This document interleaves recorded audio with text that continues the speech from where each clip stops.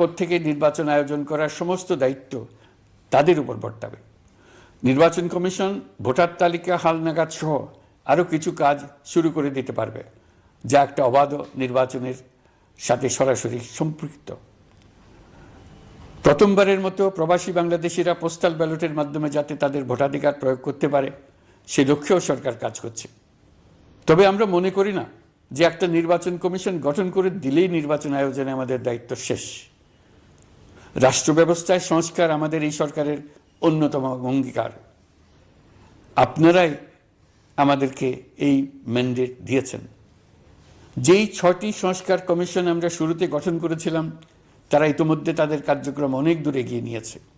বিভিন্ন গণমাধ্যমে আপনারা তাদের কার্যক্রমের আপডেটও দেখছেন। কয়েকটি সংস্কার কমিশন ডিজিটাল প্ল্যাটফর্ম গঠন করেছে। আমার অনুরোধ, আপনারা এই প্ল্যাটফর্মে